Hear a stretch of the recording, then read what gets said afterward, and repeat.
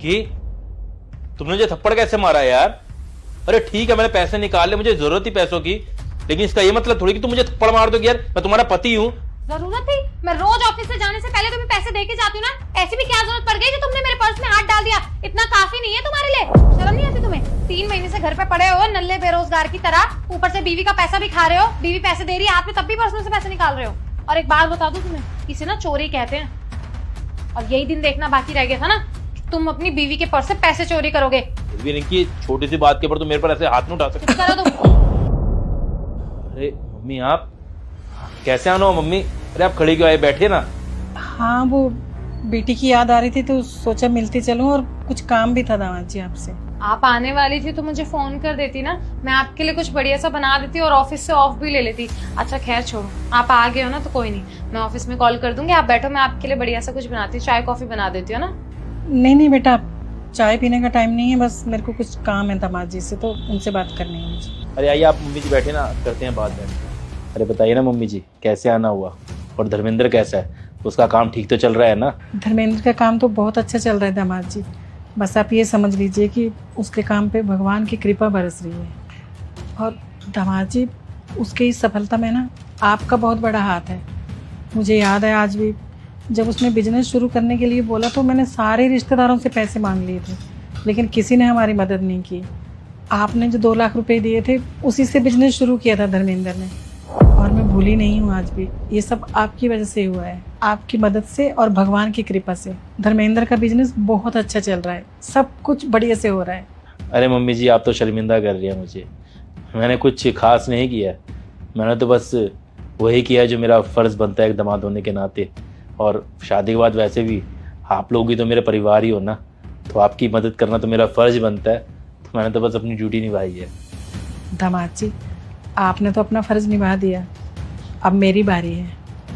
आपने जो 2 लाख रुपए दिए थे ना, वो मैं आपको वापस करने आई हूँ।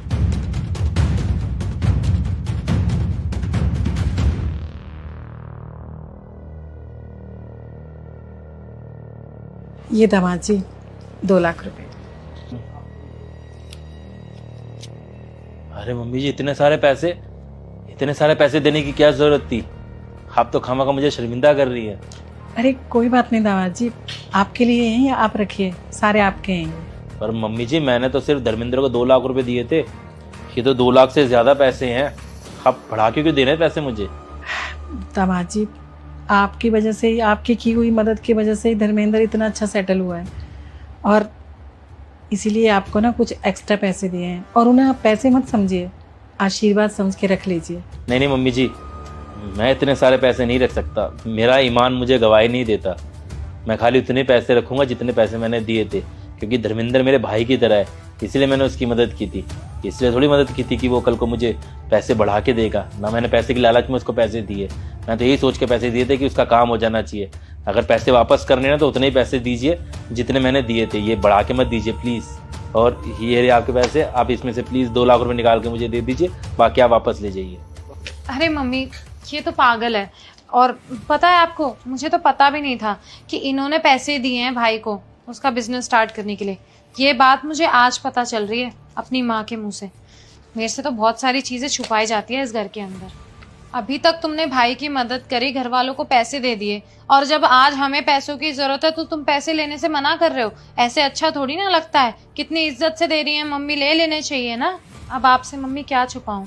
पता है आपको, आपके ये दामाद बाबू ना 3 महीने से घर पे पड़े हैं। घर का खर्चा भी मैं खुद ही चला रही हूँ, बाहर जाके काम कर रही हूँ, और घर में रह करके काम भी मैं कर रही हूँ। आप अंदाज़ा भी नहीं लगा सकती कि आपकी बेटी किस हालात से गुजर रही है। एक एक पाई के लिए तरस गई हूँ मैं। रिंकी, ये क्या बिहेवियर है यार?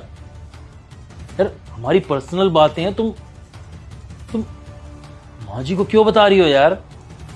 और देखो यार, मैंने जो धर्मेंद्र की मदद की थी ना, वो ये सोच के की थी कि धर्मेंद्र मेरा परिवार है, मेरा भाई है छोटा, ये सोच के की थी। और तुम प्लीज थोड़ा सा कंट्रोल में बोलो यार।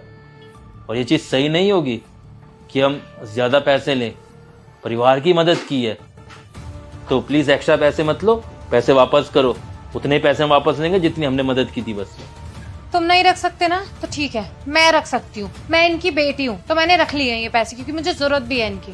देखो रिंकी, पैसे ना माँ जी मुझे दे रही है, तुम्हें नहीं। और मैं ना इतने पैसे नहीं ले सकता। मैंने आज तक ना माँ जी से कोई पैसे नहीं लिए। तुम भी जानते हो शादी में भी दहेज नहीं लिया था मैंने। मैं नहीं चाहता पैसे लेना, ठीक है? तो पैसे वापस करो, नहीं लेंगे हम पैसे एक्स्ट्रा। और तुम्हें पैसे चाहिए ना तो एक काम करो, जो 2 लाख रुपए मैंने दिए थे ना माँ जी को, वो पैसे तुम वापस लो, इसमें से काटो और बाकी पैसे वापस दो। नहीं दे रही मैं, ये पैसे रख लिए हैं मैंने, मेरी मम्मी है, रखे हैं मैंने पैसे और मैं नहीं दूंगी। मम्मी आपको पता भी है कितनी मुसीबतों में मैंने अपनी जिंदगी गुजारी है। अरे खाना पीना हर चीज के लिए मुझे तरसना पड़ रहा है 3 महीनों से। एक कूटी कौड़ी इन्होंने ला करके मेरे हाथ में नहीं रखी है। अभी बताओगे अपनी असलियत? नहीं बता पाओगे ना? क्यों? शर्म आ रही होगी कि मर्द होकर के घर पे बैठे हो लुगाइयों की तीना। अरे मम्मी आए दिन घर पे कोई ना कोई आता रहता है, कभी दूध वाला, कभी राशन वाला, कभी कोई और पैसे मांगने के लिए। और तो और रोज इनके फोन भी बजते हैं, उधारी ले रखी है इन्होंने पता नहीं कितने लोगों से। तुम्हें क्या लगता है मुझे पता नहीं चलता? तुम्हारे फोन पे फोन आता है, भागते हो मुंह दुम दबा के वहाँ पे बालकनी में बात करने के लिए कि मैं सुन ना लूं। हाँ, और मेरी माँ ने पैसे लाके दिए, तुम्हारी माँ ने नहीं दिए। तो ये पैसे ना मैं रख रही हूँ, ज्यादा अपना मुंह चलाने की जरूरत नहीं। खर्चा मैं चला रही हूँ ना घर का, तो मेरी मर्जी, मैं जो मर्जी करूँ। शर्म तो आती नहीं है तुम्हें? घर में बैठ के बीवी की कमाई खा रहे हो, नल्ले आदमी की तरह पड़े हुए हो। शर्म होती है एक इंसान के अंदर? घर में पड़े पड़े बीवी की कमाई नहीं खानी चाहिए? किसी को बताते हुए भी शर्म आती है कि मेरा पति बेरोजगार है, घर में पड़ा हुआ है। बस कर रिंकी, कैसे बात कर रही है तू अपने पति से? जब से मैं आई हूँ तब से देख रही हूँ कि तू बदतमीजी करे जा रही है दामाजी से। अगर नौकरी नहीं कर रहे हैं वो तो क्या हो गया? हाँ, और तुझे मैंने ये संस्कार दिए हैं कि तू अपने पति से ऐसे बात करे, बिल्कुल इज्जत नहीं कर रही तू दामाजी की। अरे तू मेरे सामने ही ऐसा व्यवहार कर रही है तो पीठ पीछे क्या करती होगी इनके साथ तू? और जो तूने दामाद जी पे अभी हाथ उठाया था ना, वो भी मैंने देख लिया था।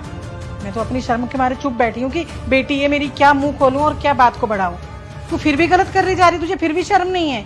मम्मी देखो, मेरे को ना कोई शौक नहीं है इनको बेइज्जत करने का, लेकिन अगर मैं नहीं करूंगी ना और नहीं बोलूंगी इनको तो इनकी आदत पड़ जाएगी घर में बैठ के खाने की। और आपको पता है कि ऐसे मर्दों का क्या होता है जो घर में पड़े पड़े बीवी की कमाइयां खाते हैं। और ठीक है, मैं जो कर रही हूँ ना सही कर रही हूँ। अब आप खुद ही देख लो ना कितने बेशर्म है ये। इतनी बेइज्जती कर दी, इतना कुछ कह दिया, फिर भी यहीं बैठे हुए हैं बीच में। ये नहीं कि बाहर जाए, कोई जॉब ढूंढे, इंटरव्यू करे। अरे लोग अपने बीवी बच्चों को खिलाने के लिए पता नहीं क्या क्या काम कर लेते हैं। इनको देखो, इनको नहीं, घर में बैठ के बीवी की कमाई खा लेनी है, लेकिन हाथ पैर नहीं डुलाने हैं। आदत पड़ जाएगी इनको, इनके भले के लिए कह रही हूँ मैं। अच्छा, सिर्फ 3 महीने से दामाद जी घर पे है ना? 3 महीने से जॉब छूटी हुई है ना उनकी, और 3 महीने सिर्फ तुम्हें बाहर जाके कमाना पड़ा है। हाँ, तुझे याद है तेरे पापा की जॉब छूट गई थी एक बार, तो पूरे 1 साल तक वो घर पे रहे थे। मैंने कभी उनसे इस तरह से बात की थी? अरे उनकी हर जरूरत का मैं ध्यान रखती थी और बिना उनके बोलने से पहले मैं उन्हें दे देती थी वो लाकर, कि उनको ये ना लगे कि मेरे पास काम नहीं है तो मैं घर वालों पे बोझ बन गया हूँ। और तू 3 महीने में इतनी दुखी आ गई दामाद जी से कि तू इतना गलत व्यवहार कर रही है उनके साथ। अरे नौकरी मैं भी करती थी, साथ साथ पूरे घर को भी संभालती थी, पूरे घर का काम भी करती थी। जब तेरे पापा की नौकरी छूटी थी मैंने एक बार को भी ये उन्हें महसूस नहीं होने दिया कि उनके पास काम नहीं है या वो घर पे फ्री हैं। कभी मैंने उन्हें ऐसा फील नहीं होने दिया। मैं उनको छोटे छोटे घर के काम बताती थी कि आप ये कर दो, वो कर दो, मैं काम पे जा रही हूँ, मैं आके ये देख लूंगी। और तू ये 2 पैसे क्या कमाने लग गई, छोटी सी नौकरी करने लग गई, तू इस तरह का व्यवहार कर रही है दामाद जी से? अरे हमारे संस्कार नहीं है ये जो तू ये कर रही है, समझी ना? अरे तूने दामाद जी पे हाथ उठाया, ऐसा व्यवहार कर रही है, तो उनके साथ बदतमीजी कर रही है। अगर तेरे पापा को पता लगेगा ना, पता नहीं वो क्या करेंगे तेरे साथ, मुझे नहीं पता। शर्म आनी चाहिए तुझे। और जब तू मेरे सामने इतना कुछ बोल रही है उन्हें, और वो बेचारे इतने शरीफ हैं कि आराम से बैठ के सुन रहे हैं, और कभी शिकायत भी नहीं की उन्होंने हमसे कि आपकी बेटी ये सब करती है। तुझे ना पति नहीं मिला, हीरा मिला है, हीरा। और तुझ में अगर अकल है थोड़ी बहुत ना तो कदर कर ले इस हीरे की, वरना बहुत पछताएगी तू। हाँ, गलती तेरी नहीं है बेटा, गलती तो मेरी है जो तूने मेरे पेट से जन्म लिया है ऐसी नालायक औलाद ने। अरे इतने लायक है हमारे दामाद जी, लेकिन तू ना अपने पति की कदर नहीं कर पाई। मुझे तो अब समझ आ रहा है कि तू इनकी कदर नहीं करती तो इनके घर वालों की क्या कदर करती होगी। तभी तो अलग रहने लगी थी ना घर वालों से। और एक बात सुन ले तू कान खोल के, कि तेरे परिवार वाले मतलब हम लोग, मेरा बेटा और हम, जो कुछ भी है ना, आज तेरा भाई अपने पैरों पे इसीलिए स्टैंड हुआ है क्योंकि दामाद जी की वजह से उन्होंने उसकी मदद की। सही कह रहे हो मम्मी आप। विनय, आई एम रियली सॉरी। मैं पैसों के घमंड में आके तुम्हें बेइज्जत करने लगी थी, तुम्हारे साथ गलत बर्ताव करने लगी थी। प्लीज़ मुझे माफ़ कर दो, आई एम सो सॉरी। मैंने ये तो देख लिया कि आप 3 महीने से घर पे बैठे हो। और विनय, मैं तुमसे प्रॉमिस करती हूँ कि अब हमेशा तुम्हारा साथ दूंगी, तुम्हें बेइज्जत नहीं करूँगी कभी। और मुझे ये भी समझ आ गया है कि अकेले रहने से भी बहुत दिक्कतें आती हैं। अब हम अकेले नहीं रहेंगे, हम मम्मी पापा के साथ रहेंगे, उनको अपने घर लाएंगे और उन्हीं के साथ रहेंगे, क्योंकि परिवार तभी अच्छा होता है जब सब साथ में रहे। अरे मम्मी जी, आप ज़्यादा ही गुस्सा हो रही हैं। इतनी भी कोई बड़ी गलती नहीं की है रिंकी ने। ठीक है, जब परिवार में रहते हैं तो मियाँ बीवी में छोटी मोटी लड़ाई तो हो ही जाती है, कहा सुनी हो जाती है। मैं तो कहूँगा कि आप भी इग्नोर कीजिए। अगर हर छोटी छोटी बातों के ऊपर रिएक्ट करेंगे ना, तो फिर हस्बैंड वाइफ का रिश्ता कभी आगे बढ़ ही नहीं पाएगा। अगर रिश्ते को आगे बढ़ाना चाहते हैं ना, तो थोड़ी बहुत चीज़ें बर्दाश्त भी करनी चाहिए। हो सकता है कि रिंकी कभी कभी गलत हो, बट मुझे इग्नोर कर देना चाहिए, क्योंकि गुस्से में इंसान से गलती हो ही जाती है। और ऐसे ही मैं भी यही चाहता हूँ कि अगर जब मैं कभी गलत हूँ और मुझे ज़्यादा गुस्सा आ रहा है, तो रिंकी को भी शांत रहना चाहिए। जब तक मैं शांत ना हो जाऊँ, उसके बाद मुझे प्यार से समझाना चाहिए। ऐसे ही जब रिंकी का गुस्सा ठंडा हो जाता है, तो मैं रिंकी को समझा देता हूँ और अपनी गलती का एहसास भी हो जाता है। बाकी हाँ रिंकी, तुम बैठी हुई बातें क्या सुन रही हो? अरे माँ आई है, तुम जाके चाय बनाओ ना। हाँ, मैं अभी लेकर आती हूँ ना। मम्मी बताओ क्या लाऊं आपके लिए, चाय की कॉफ़ी?